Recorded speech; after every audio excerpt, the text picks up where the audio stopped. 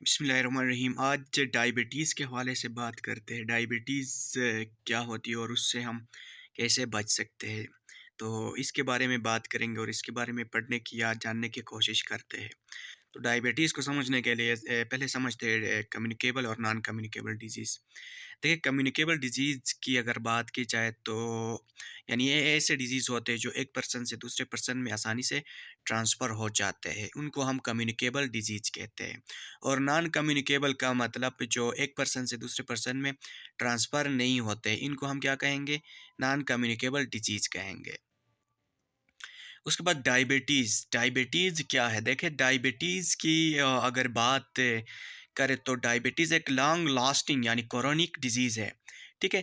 जिसमें हम जो फूड लेते हैं, वो क्या होता है, वो एनर्जी में कन्वर्ट होता है और जो बंदा डायबिटीज़ का शिकार होता है, तो उसकी जो बॉडी है, वो जो फूड खाएगा, उसको एनर्जी में कन्वर्ट नहीं कर सकेगी। उसकी बॉडी एनर्जी में उस फूड को एनर्जी में कन्वर्ट नहीं कर सकती है, जिसकी वजह से उसके ब्लड के अंदर जो ग्लूकोज़ की जो कंसंट्रेशन है वो हाई हो जाती है और इस वजह से उसके हार्ट, ब्रेन और किडनी या और दूसरे बीमारियां भी उसको लग सकती है। उसके बाद एपिडेमोलॉजी अगर ये ग्लोबली इसको देखा जाए तो ये डायबिटीज़ के जो पेशेंट हैं वो ग्लोबली बढ़ रहे हैं, ठीक है?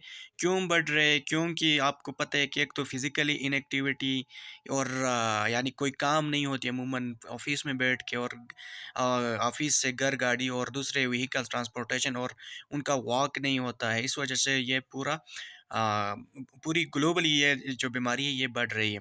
और जो लाइफ जो स्टाइल है सेडेंटरी लाइफ स्टाइल होती है, ठीक है? यानी हमारी लाइफ स्टाइल थोड़ी सुस्त हो गई है, ठीक है? सुस्त इसलिए कि हम एक्सरसाइज नहीं करते, वॉक नहीं करते हैं।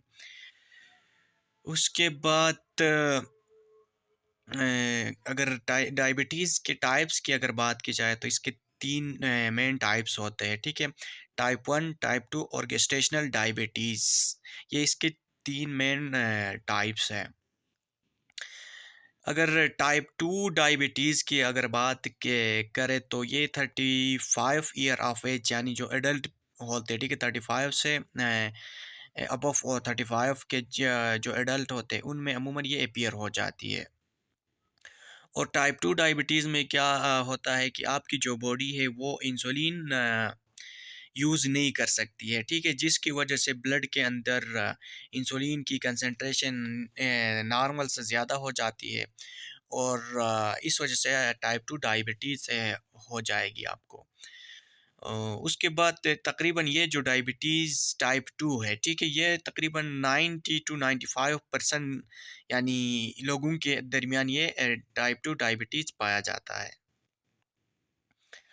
टाइप 2 डायबिटीज़ में मैंने बताया कि जैसा कि body can not use insulin properly, हमारी जो बॉडी है वो इंसुलिन को सही तरीके से इस्तेमाल नहीं कर सकती है और ये किसी भी एज में डेवलप हो जाएगी, ठीक है?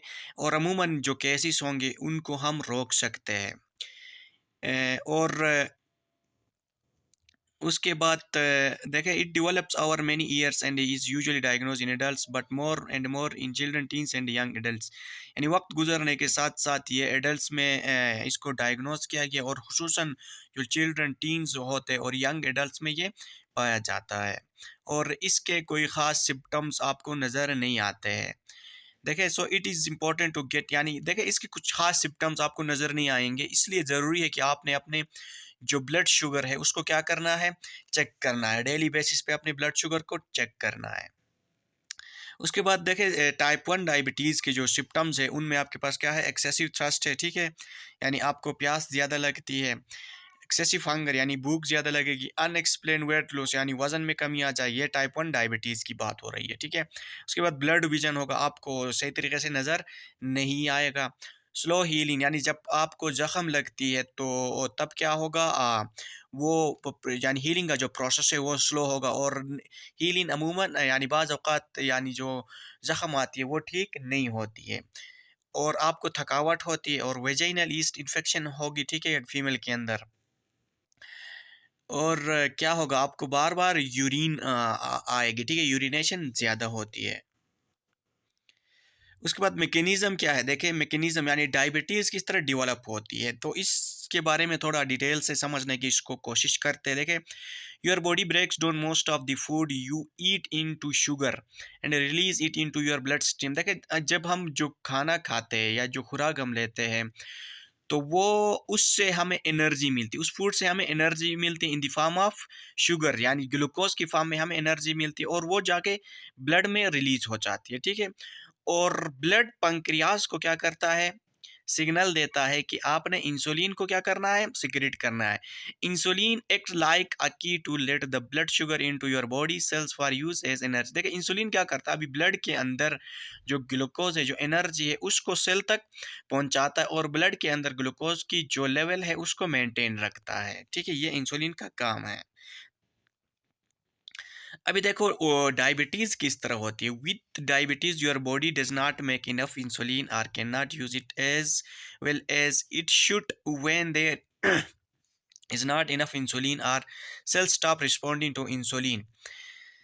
देखिए जब आपका बॉडी यानी आपकी बॉडी के अंदर जो इंसुलिन है वो क्या करता है, यानी आपकी बॉडी उसको इनफ यानी इनफ इंसुलिन प्रोड्यूस नहीं करेगा, तो जाहिर सी बात है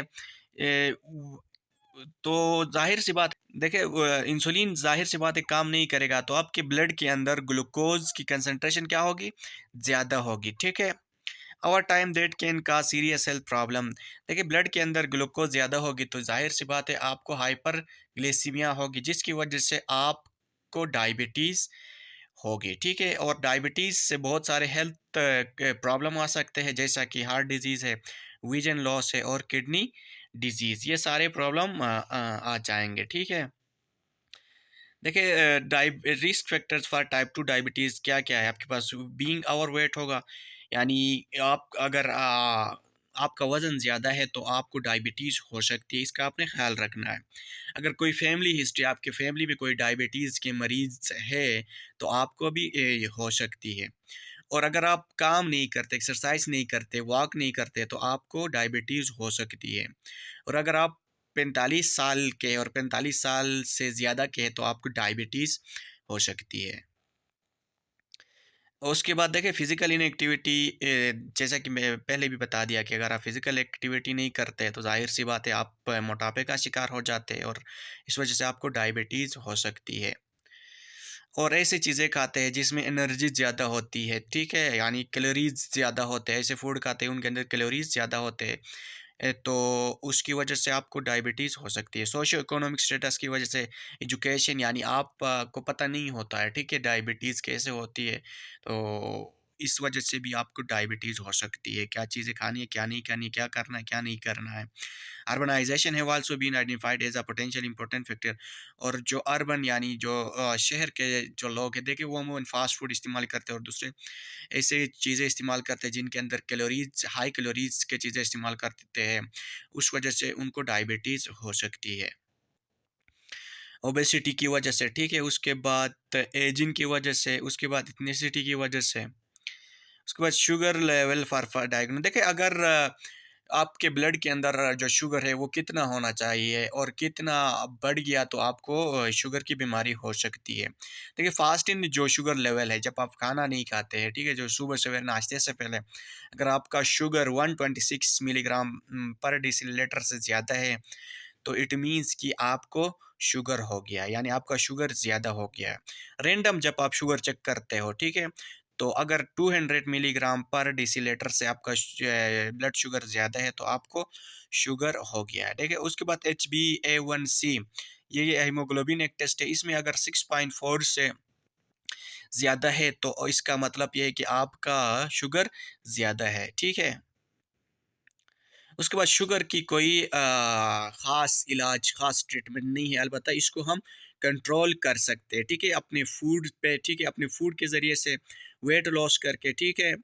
और एक्टिव यानी वॉक करके, एक्सरसाइज करके इसको कंट्रोल किया जा सकता है। अगर फिर भी कंट्रोल नहीं हो गई, तो आपने डॉक्टर के पास जाना है और डॉक्टर आपको मेडिसिन प्रिस्क्राइब करेगा, तो आपने मेडिसिन लेना है। देखिए वेट को रिडक्शन करना है, वॉक, एक्सरसाइज, रेगुलर शुगर और मॉनिटरिंग करना है। उसके बाद ड्राई हुए आपने वेजिटेबल और फ्रूट्स का इस्तेमाल ज़्यादा से ज़्यादा करना है, ठीक है? Consume a diet rich in vegetable and fruits. देखो उसके बाद कंटेन लो कैलोरी, यानी ऐसे खाने हैं जिसके अंदर कैलोरीज कम हो, ठीक है? और ऐसे खाने फ्रूट और वेजिटेबल इस्तेमाल करने हैं जिसके अंदर फाइबर ज़्यादा हो, ठीक है? फाइबर क्या करता है? आपके कोलेस्ट्रॉल लेवल को डाउन करता है। और आपको पता है कि जो फ्रूट है वो स्किन के लिए भी अच्छे है, ठीक है? जूस पीने की बजाय आपने क्या करना है, फ्रूट को तरजीह देनी है, क्योंकि फ्रूट के अंदर क्या पाया जाता है? फ्रूट के अंदर फाइबर पाया जाता है जो कि कोलेस्ट्रॉल को क्या करता है? रिड्यूस करता है। उसके बाद ग्रेन के जो चीज़ें है लेना है, ठीक है? ग्रेन के क्यों? क्योंकि उनके अंदर फाइबर पाया जाता है, ठीक है? और उनके अंदर प्रोटीन और कार्बोहाइड्रेट भी अमूमन ज़्यादा होती है।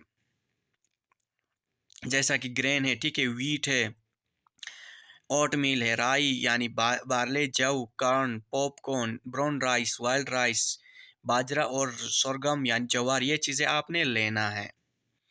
उसके बाद फ़िश भी आपने इस्तेमाल करना है। फ़िश से आपको डायबिटीज़ यानी डायबिटीज़ से बच सकते हैं, और हार्ट, क्योंकि फ़िश के अंदर ओमेगा 3 और ओमेगा 5 पाया जाता है, ठीक है? जो कि आपके लिए बहुत ही अच्छा है और ख़ुसूसन आपके दिलो-दिमाग के लिए बहुत ही बेहतर है। उसके बाद फैट और ऑयल के जो चीज़ें हैं उनसे आपने अवॉइड करनी है, उनको कम लेना है। उसके बाद लाइफ़स्टाइल दे दे में ऑलरेडी मैंने बता दिया है कि आपने फ़िज़िकल एक्टिविटी करनी है, ठीक है? और लो कैलोरीज़ की चीज़ें और अपने वेट का आपने ख़ास ख़्याल रखना है। उसके बाद यही फूड चॉइसेस की बात हो रही है यहाँ पे भी। उसके बाद फ़िज़िकल एक्टिविटी और एक्सरसाइज़, ये चीज़ें ऑलरेडी मैंने बता दिया है। उसके बाद सारे हम सब की ज़िम्मेदारी है कि हमने शुगर से लड़ना है, ठीक है? हम ये as a doctor, nurse, educator, dietitians और एज़ अ पर्सन हिमसेल्फ आपने क्या करना है? डायबिटीज़ का ख़्याल रखना है और दूसरे लोगों को एजुकेट करना है। So thank you.